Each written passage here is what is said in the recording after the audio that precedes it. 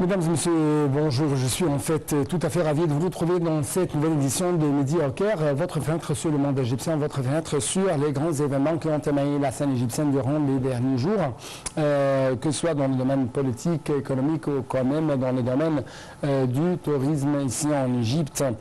Justement, et comme d'habitude, nous allons commencer cette nouvelle tournée dans le monde égyptien par des nouvelles très importantes, des nouvelles qui ont pris la une de la scène égyptienne durant les derniers jours. On va commencer cette nouvelle tournée, mais justement après cette petite pause.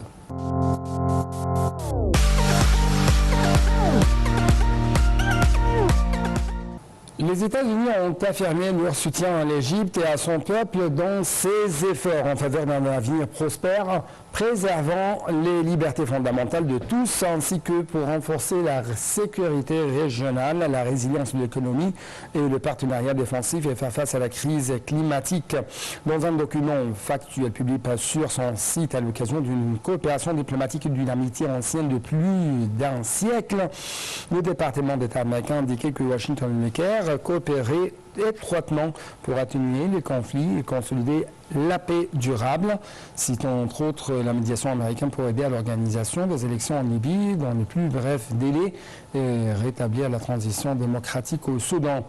Washington et le Caire partagent l'engagement inébranlable à l'égard d'une solution négociée à deux États, étant le seul règlement durable au conflit israélo-palestinien, ainsi qu'envers des mesures légales en faveur de la sécurité, de la prospérité et de la dignité que ce soit des Israéliens ou des Palestiniens. Les États-Unis ont affirmé de même être engagés avec l'Égypte, le Soudan et l'Éthiopie pour aboutir à une décision diplomatique rapide sur le barrage de la Renaissance éthiopienne, protégeant les intérêts des trois parties.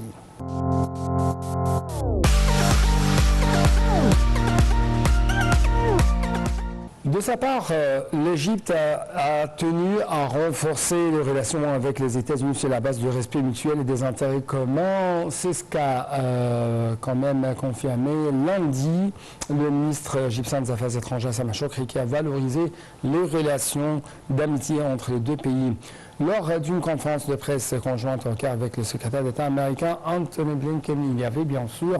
des déclarations très importantes faites par monsieur le ministre Sameh Shoukry. Donc, écoutons ensemble ce commentaire. Après ça, on va procéder à d'autres nouvelles. L'Égypte tient à renforcer les relations avec les États-Unis sur la base du respect mutuel et des intérêts communs, a dit le ministre des Affaires étrangères Sameh Shoukry, qui a valorisé les relations d'amitié entre les deux pays. Lors d'une conférence de presse conjointe au Caire avec le secrétaire d'État américain Anthony Blinken, M. Shoukry a indiqué que les pourparlers avaient reflété le grand rapprochement des intérêts stratégiques et la convergence de vues envers de nombreuses questions, ainsi que les grandes capacités de développement du partenariat stratégique dans de nombreux domaines. Il a ajouté que l'entretien entre le président Abdel Fattah el-Sisi et M. Blinken avait porté sur les relations bilatérales et confirmé la convergence de vues sur les questions régionales et internationales. Le chef de la diplomatie a également souligné que l'Égypte comptait sur la coopération commune dans le cadre de la réalisation de la stabilité au Moyen-Orient pour relancer les efforts de développement et réaliser la stabilité selon les principes de la légitimité internationale. Le Conseil des ministres a tenu sa réunion hebdomadaire sous la conduite du Premier ministre Moustapha Madbouli pour examiner un nombre de dossiers politiques, économiques et sociaux, ainsi que les derniers développements sur la scène mondiale et les répercussions de la crise russo-ukrainienne. Les explications, les détails dans ce compte-rendu. Le Conseil des ministres a tenu ses réunions hebdomadaires sous la conduite du Premier ministre Moustapha Madbouli pour examiner nombre de dossiers politiques, économiques et sociaux, ainsi que les derniers développements sur la scène mondiale et les répercussions de la crise russo-ukrainienne. Lors de la réunion, le Conseil des ministres a discuté des projets de loi et d'arrêtés ministériels qui visent à produire un essor à tous les niveaux, parvenir à une stabilité économique et sociale, encourager les investissements et suivre l'avancement des projets nationaux mis en œuvre dans toute la République, avec en tête ceux réalisés dans le cadre de l'initiative présidentielle Vie décente. L'ouverture des expositions Bienvenue Ramadan pour fournir les produits de base aux citoyens, le contrôle des marchés, la libération des marchandises dans les ports, l'octroi des terres industrielles aux investisseurs et d'autres dossiers ont également été examinés lors de la réunion du cabinet.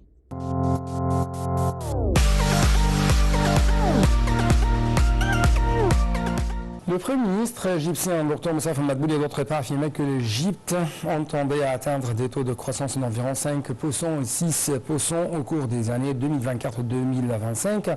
un excédent primaire de 2,1% en 2023-2024, ce qui signifie la réduction de la dette publique environ 78% du PIB au cours de l'exercice 2026-2027, notant que le dossier de la gestion de la dette est une priorité pour le gouvernement. Selon un communiqué publié par le service d'information du gouvernement SIG sur l'allocution prononcée par le Premier ministre lors de la 7e édition de la conférence CI Capital for Investment in the Middle East and the North Africa, M. Madbouli a affirmé l'importance des accords de partenariat et la conjugaison des efforts face aux défis mondiaux économiques. Le Premier ministre a affirmé la capacité du gouvernement d'atteindre les objectifs ciblés via la mise en œuvre d'un nouveau programme de réforme économique soutenu par le Fonds monétaire international, en affirmant l'engagement à réaliser les résultats escomptés. Des politiques incluses dans ce programme qui comprennent un passage permanent à un régime de taux de change flexible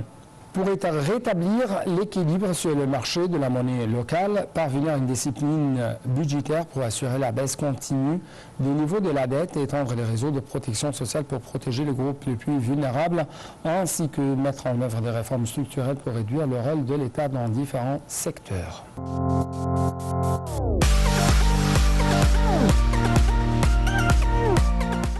Quant au ministre égyptien des Finances, Dr Mohamed Moaït, il a souligné que l'Égypte jouissait d'une volonté politique stimulante pour l'investissement, ceux qui ont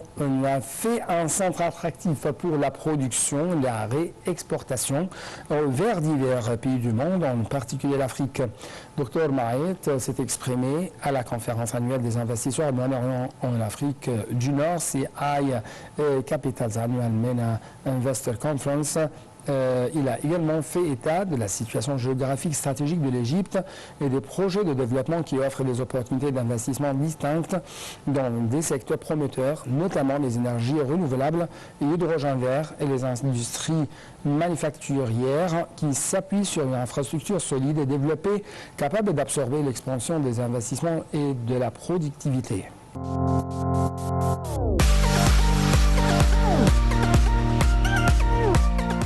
Le ministre égyptien du Transport, Kamel Wazir, a assisté à la signature d'un accord avec la société russe Transmash Holding International EJ, TMH plutôt, pour la création d'un atelier pour la maintenance des wagons de trains russes dans des ateliers ferroviaires d'Abu Zabal en Égypte. En vertu de cet accord, TMH se chargera du design du nouvel atelier et de la fourniture des équipements nécessaires pour la maintenance ferroviaire sur une période de 12 ans, à compter de la date de la fabrication des wagons, avec l'aide de 20 experts de la société qui assumeront également la formation des personnels aux grands travaux de maintenance, selon la déclaration faite par le ministre égyptien du Transport. Cet atelier permettra de fabriquer quelques pièces de rechange localement, d'implanter cette industrie dans le pays. C'est ce qu'a indiqué le ministre, ajoutant que l'accord prévoyait la maintenance de 1350 wagons de train et la fourniture de 725 nouveaux wagons. Et cette transaction est la troisième du genre conclue avec des sociétés internationales spécialisées dans la localisation de l'industrie des unités mobiles.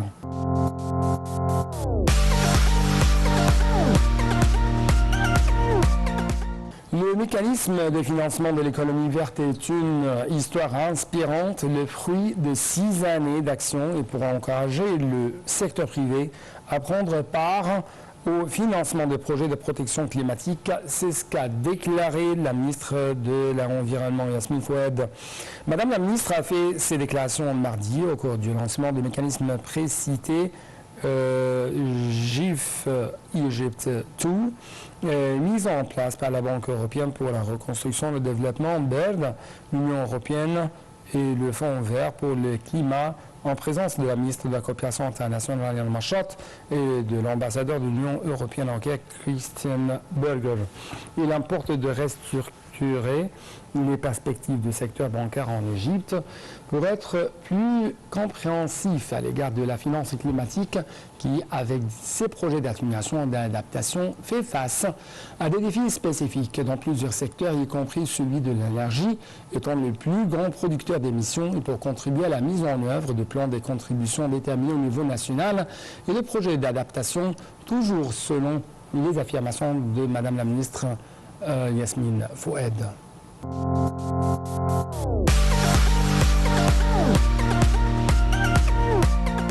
Quant au ministre du Commerce et de l'Industrie, Ahmed Samir, il a affirmé que le ministère accordait une grande attention à l'industrie du cuir dans le but de faire de l'Égypte un hub stratégique pour l'industrie de cuir, pas seulement au niveau local ou régional, mais aussi au niveau international, en réalisant une intégration entre les chaînes de valeur de l'industrie du cuir égyptienne pour atteindre un produit de haute qualité capable de rivaliser sur les marchés nationaux et étrangers. Cette déclaration a été faite lors d'une réunion sur les opportunités de développement de l'industrie de cuir en Égypte pour subvenir aux besoins du marché local et l'exploration, en plus de l'examen des derniers développements de la cité de cuir de Arubeiki. Le ministre a affirmé le souci du ministère d'attirer de nouveaux investissements vers ce secteur pour localiser l'industrie de cuir en Égypte et transférer les expériences mondiales vers le marché égyptien.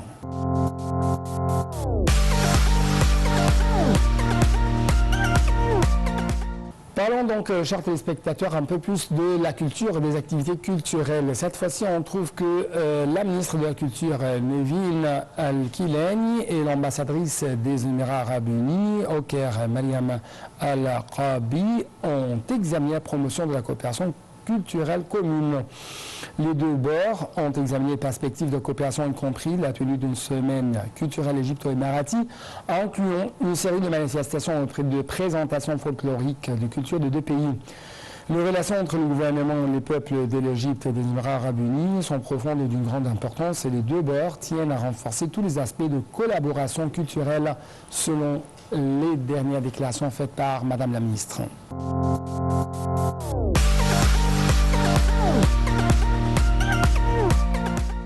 Clôturons donc cette édition, chers téléspectateurs, par les sciences et les technologies. Le recteur de l'Université du Caire, Dr Mohamed Osman Al-Roshta, et l'ambassadeur du Pérou au Caire ont discuté des moyens de renforcer la coopération bilatérale dans les domaines de la recherche et de l'enseignement. Lors de l'entretien, le Dr Al-Roshta a affirmé que l'université connaît de grands développements qui l'ont placé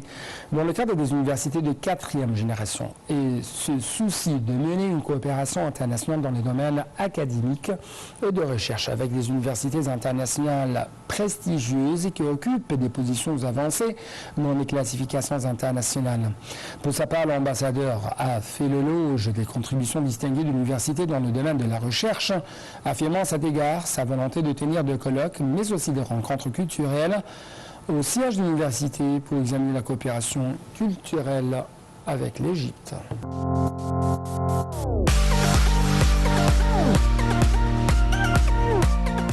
Donc avec cette dernière information, nous devons clôturer cette édition de Midi au Caire. Rendez-vous à la semaine prochaine,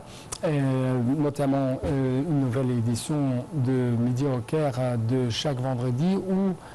bien sûr, j'essaie de vous présenter presque les grands événements qui ont émaillé la scène égyptienne durant les derniers jours. Donc, merci beaucoup et toujours bon moment sur la télé internationale.